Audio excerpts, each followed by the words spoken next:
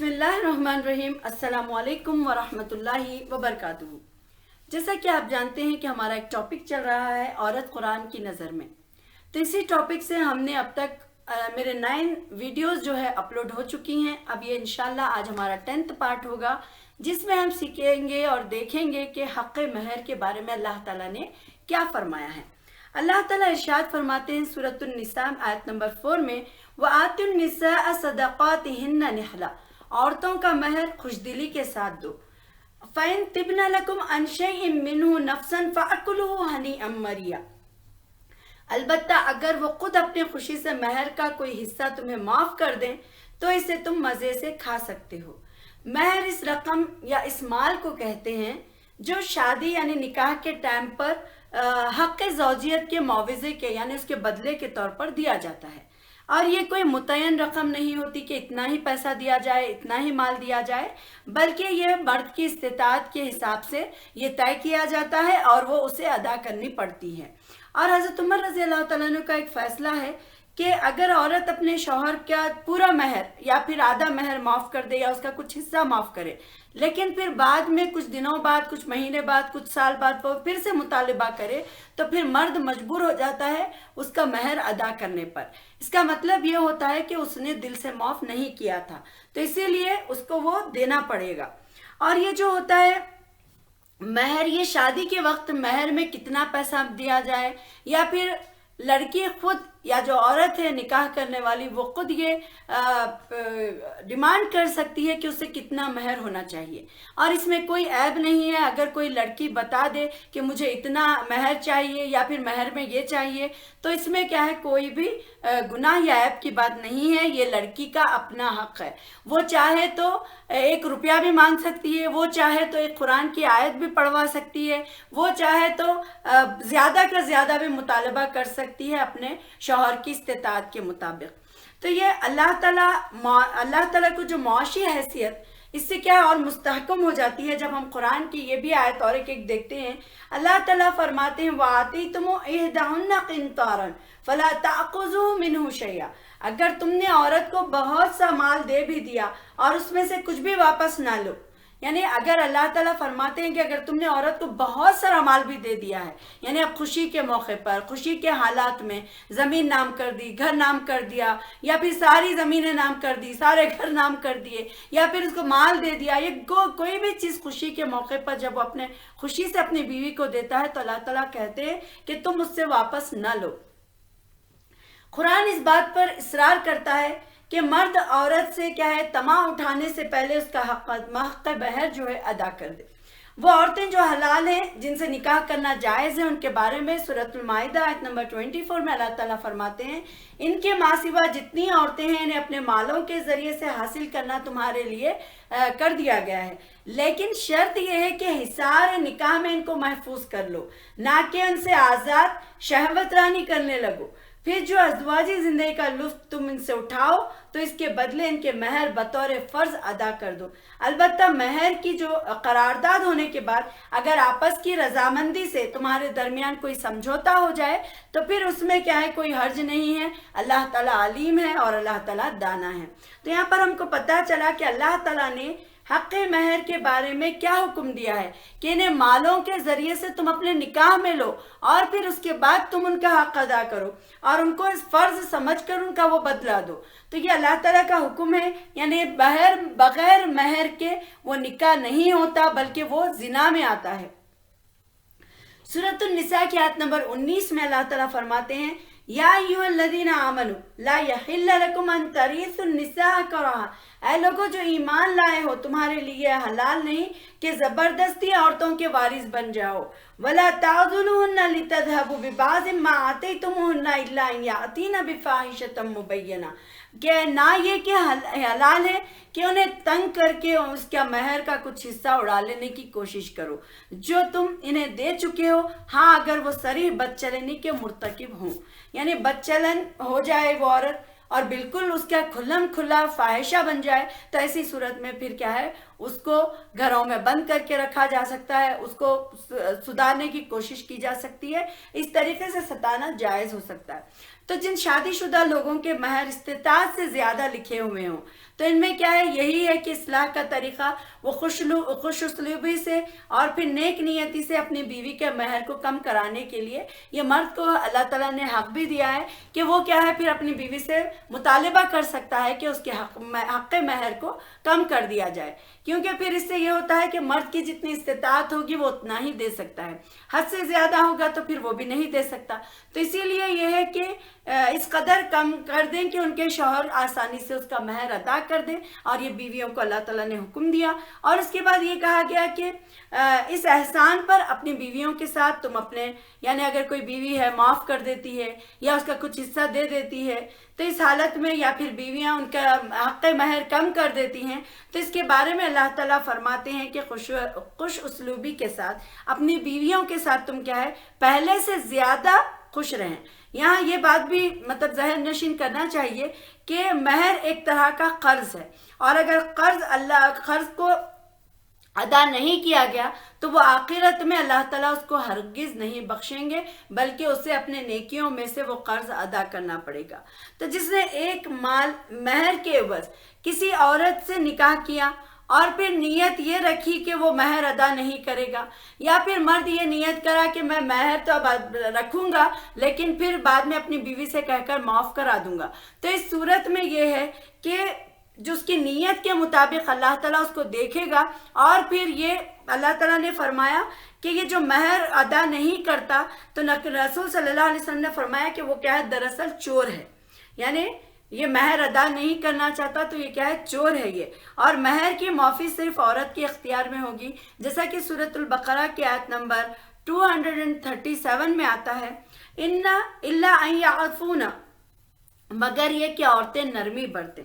مہر چونکہ عورت کا حق ہے، اسی لیے اسی وقت معاف ہو سکتا ہے جب عورت خود معاف کر دے۔ قرآن کے یہ الفاظ آئے ہیں سورہ نساء میں، فَإِن تِبْنَ لَكُمْ عَنْ شَيْءٍ مِّنْهُ نَفْسًا، اگر عورتیں دل کی خوشنودی سے کچھ حصہ یعنی معاف کر دیں تو پھر کیا ہے، وہ جائز ہے۔ کہا جاتا ہے کہ اس میں عورت کی خوشنودی کا پورا خیال رکھا جائے گا۔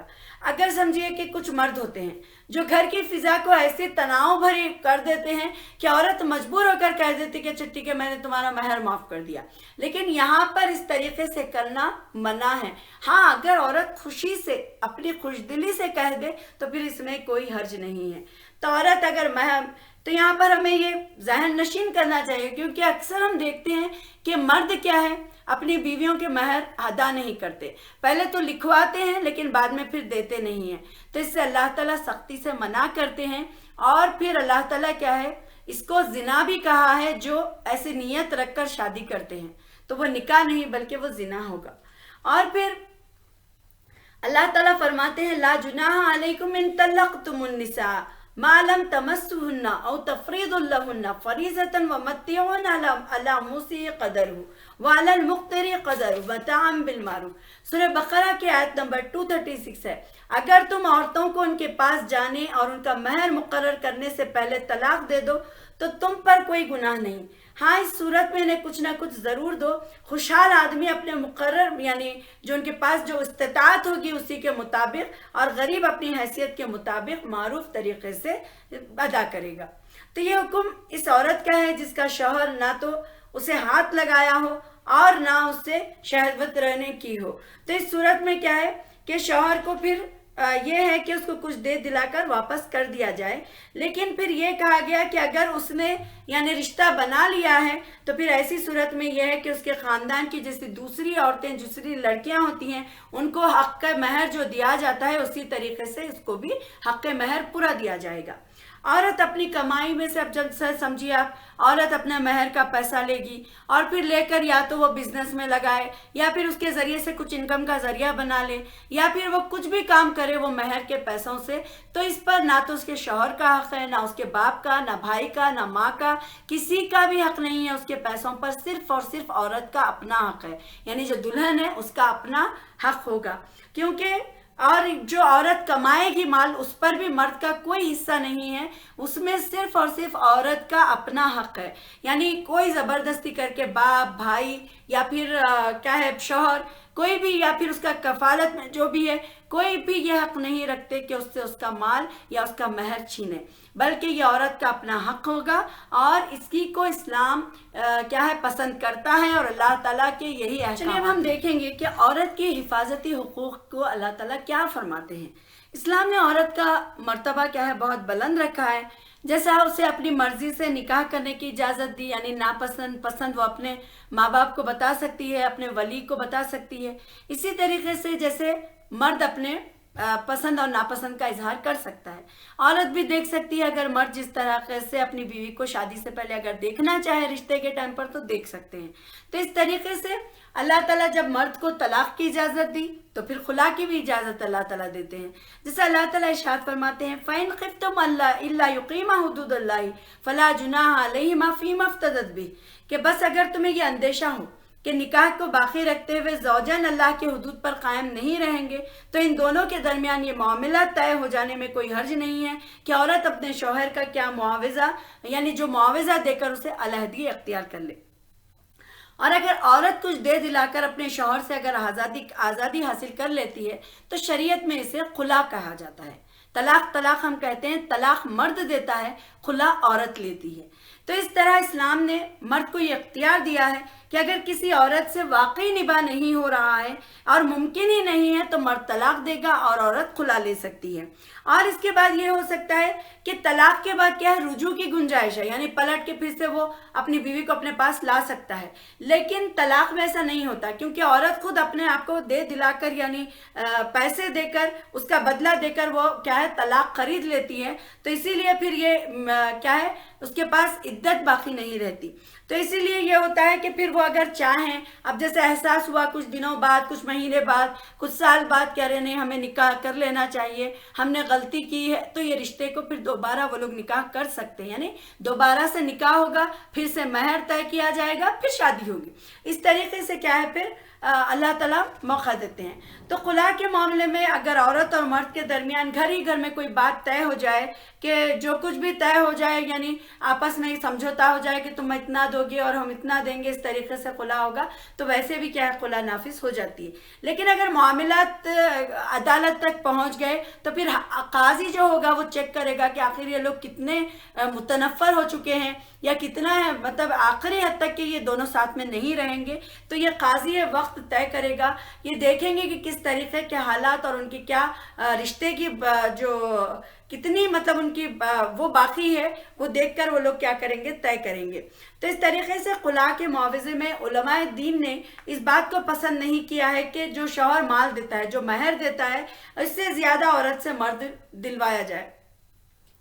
اور قرآن کی روح سے عورت کو ناپسند شوہر سے رہائی حاصل کرنے کے لیے خلا کا حق اللہ تعالیٰ نے دیا ہے، اور شوہر کا یہ رویہ ہے جسے بہت ظالمانہ ہے، مارتا پیٹتا ہے، ہمیشہ تکلیف پہنچاتا ہے اور پھر بدتمیز ہے، بد اخلاق ہے، نمازیں نہیں پڑھتا، بالکل بہت زیادہ وہ برائیوں میں ڈوبا ہوا ہے، تو ایسی صورت میں یہ ہے کہ اس کو پھر اگر سدھرنے کا اس کے بالکل چانس نہیں ہے تو ایسی صورت میں پھر یہ ہے کہ خلا عورت لے سکتی ہے۔ اللہ تعالیٰ فرماتے ہیں کہ نکاح میں انتخاب کی آزادی دی جس طرح مردوں کو یہ آزادی ملی، اور اللہ تعالیٰ فرماتے ہیں فَانْكِحُوا مَا طَابَ لَكُم مِّنَ النِّسَاءِ، یعنی بس اپنی پسند کی عورتوں سے نکاح کرو۔ نکاح میں شریک حیات کی انتخاب کا حق مردوں کو اور عورتوں کو دونوں کو ہے، یہ نہیں کہ خاندان والے پسند کریں گے یعنی ماں باپ پسند کر کے اس کو زبردستی تھوپ دیں گے یا پھر خاندان والے پسند کر کے زبردستی شادی کروا دیں گے، ایسے نہیں ہوگا۔ یہاں پر لڑکی کی پسند کا پورا خیال رکھا جائے گا، یعنی جو ولی ہوں گے وہ ضرور اس کے کیا ہے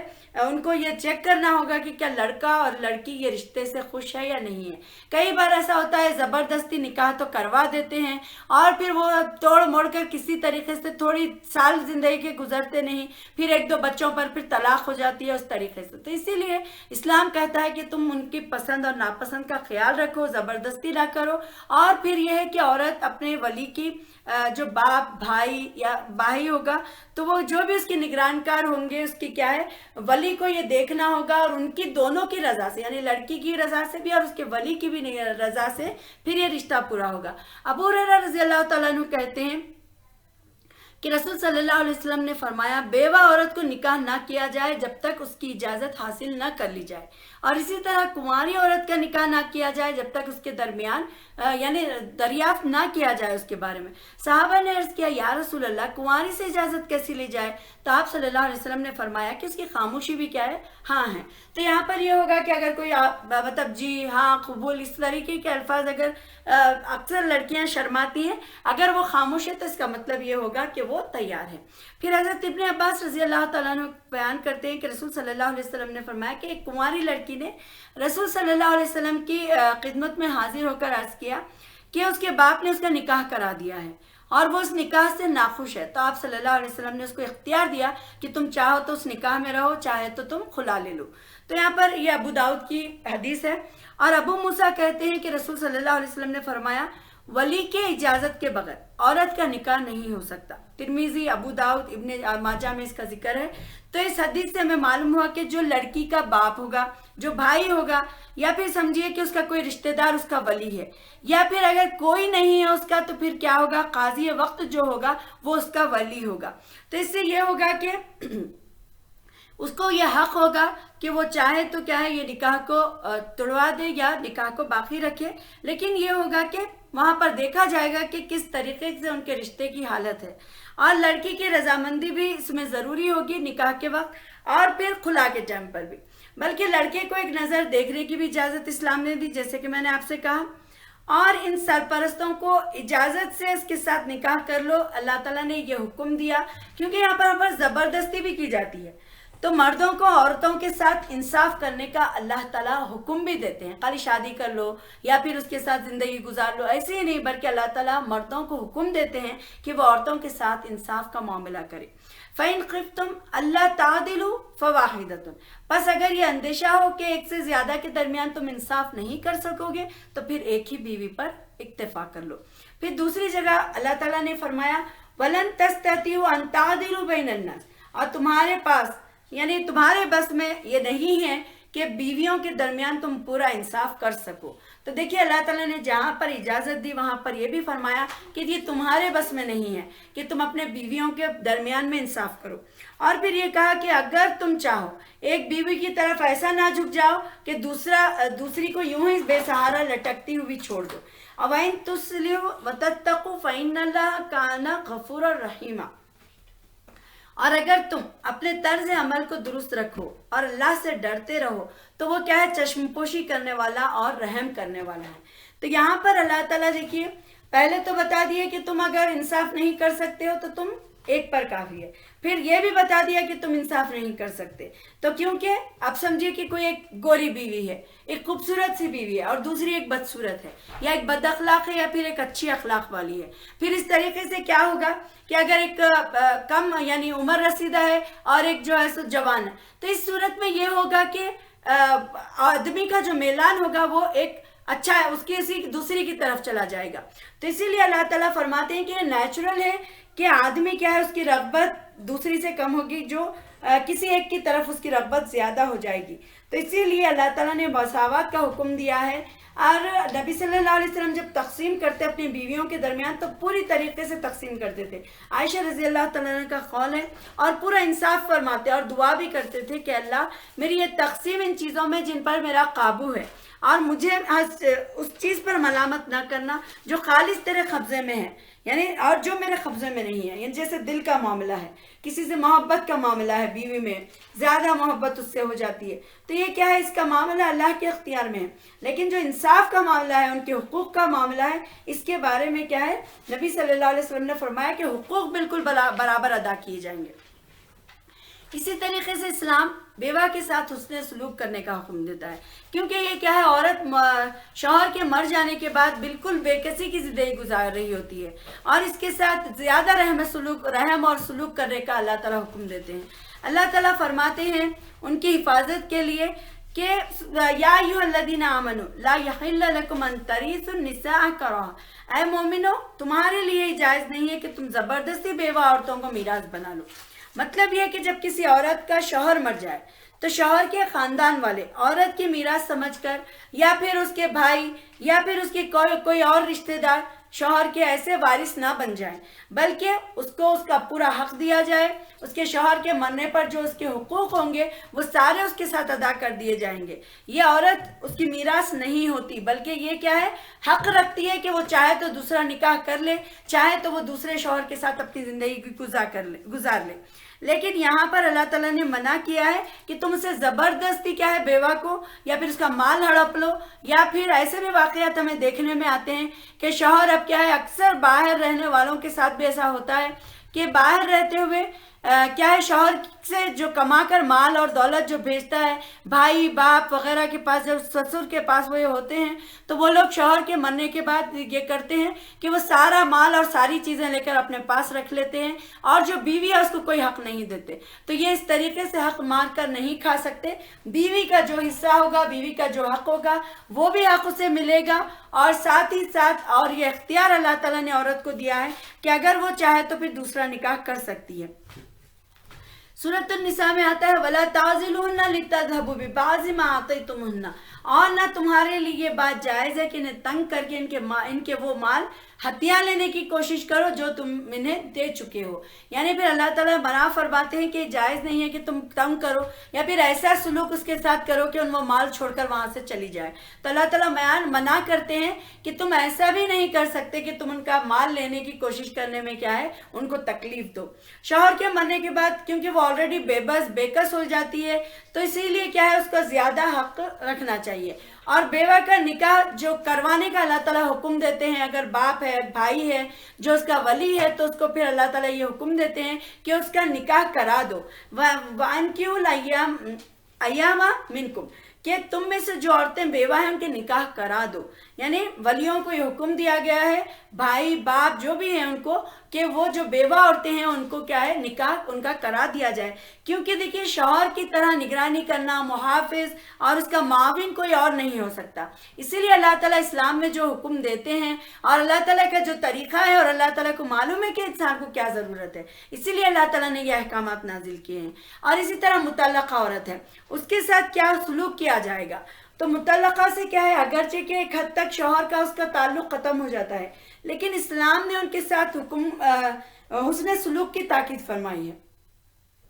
اور اللہ تعالیٰ کی اس میں کئی مصلحتیں ہیں، کیونکہ اللہ تعالیٰ کا جو نظام ہے، اسلامی نظام کیا ہے، یہ ایک بہت ہی بااخلاق اور اخلاق پسند اور عادلانہ یہ مذہب ہے، اور اس میں جو نظام حیات ہوتی ہے یہ بہت ہی بہتر ہوتی ہے۔ سورۃ طلاق کی آیت نمبر 6 میں اللہ تعالیٰ فرماتے ہیں وَأَسْكِنُوهُنَّ مِنْ حَيْثُ سَكَنْتُم مِّن وَجْدِكُمْ، تم اپنی مطلقہ عورتوں کو عدت گزارنے کے لیے اپنی وسعت کے مطابق مکان دو جہاں تم رہتے ہو۔ یعنی ایسا نہیں کہ مطلقہ ہے تو اس کو گھر سے نکال دو۔ اور قرآن میں مردوں کو اس بات کی تلقین اللہ تعالیٰ کی ہے کہ دوران عدت وہ مطلقہ عورتوں کو گھر سے نہ نکالے۔ اور پھر سورۃ طلاق کی آیت نمبر 1 میں اللہ تعالیٰ فرماتے ہیں وَاتَّقُوا اللَّهَ رَبَّكُمْ لَا تُخْرِجُوهُنَّ مِن بُيُوتِهِنَّ وَلَا يُخْرِجْنَ، اور اللہ سے ڈرو جو تمہارے رب ہے، نہ تو تم ان متعلقہ عورتوں کو گھر سے نکالو اور نہ خود گھروں سے نکلو۔ تو آپ دیکھیں یہاں پر اسلام کا کتنا پیارا اللہ تعالیٰ کا طریقہ ہے، کیونکہ اللہ تعالیٰ کو معلوم ہے کہ انسان کے اندر غصہ کیا ہے، کبھی کچھ دیر کے لیے آ جاتا ہے، کچھ دنوں تک رہتا ہے، یا پھر کچھ تھوڑے دنوں بعد پھر وہ صلح ہو جاتی ہے۔ تو اسی لیے اللہ تعالیٰ نے منع کیا ہے کہ گھروں سے متعلقہ عورتوں کو نہ نکالو عدت کے دوران، اور نہ خود گھر کو چھوڑ کر چلے جاؤ۔ اور پھر یہ بھی حکم دیا گیا ہے کہ عورتوں کو بناؤ سنگار کے ساتھ ان عدت کے دنوں میں رہو، تاکہ اللہ تعالیٰ چاہتے ہیں کہ جو ازواجی زندگی ہے وہ بچ جائے، پھر سے خوشحال زندگی بن جائے۔ تو اسی لیے اللہ تعالیٰ کے حکم بہت ہی پیارے ہوتے ہیں۔ اور پھر یہ بھی فرمایا وَلَا تُضَارُّهُنَّ لِيُضِيقُوا عَلَيْهِنَّ، اور عدت کے دوران ان کو تنگ کرنے کی، ایذا پہنچانے کی کوشش نہ کرو۔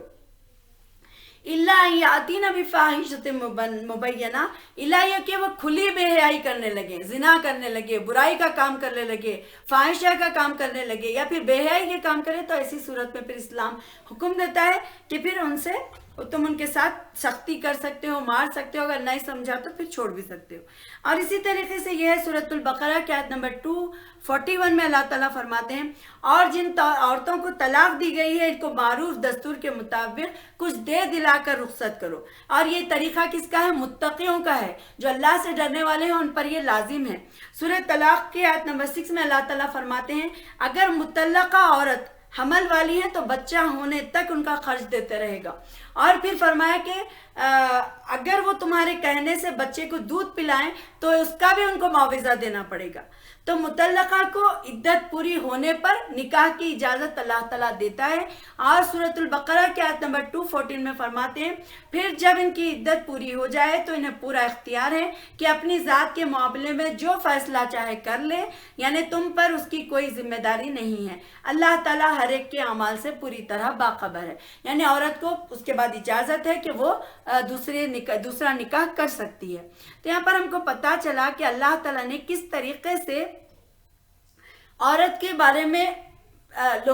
مردوں کو حکم دیا ہے، کس طریقے سے اللہ تعالیٰ اس کی حفاظت فرماتے ہیں. تو اسلامی معاشرے میں یعنی شادی بھی کرے گا تو کچھ دیر لے کر کرے گا، پھر شادی چھوڑے گا بھی تو کچھ دیر لے کر چھوڑے گا. تو اللہ تعالیٰ یہاں پر پھر یہ حق بھی دیا کہ تم جاؤ تو شادی کر لو. اور پھر اس طریقے سے کیا ہے، پاکیزگی اللہ تعالیٰ چاہتے ہیں. دیکھیے اگر برائیوں میں انسان مبتلا ہو جائے، گناہ کا کام کرے تو اس کا گناہ بھی ولیوں پر آتا ہے. تو اسی لیے حکم دیا گیا کہ مطلقہ کا نکاح کرا دیا جائے. اب ہم سوچتے ہیں اتنی عمر ہوگی کیا ضرورت ہے، اتنے بچے رکھ کر وہ کیسے کریں گے. اس طریقے سے ہمیں اسلام کے حکم کا خیال رکھنا چاہیے، کیونکہ اللہ تعالیٰ فطرت کے حساب سے یہ قانون بنائے ہیں. تو جو فطرت ہوگی، جو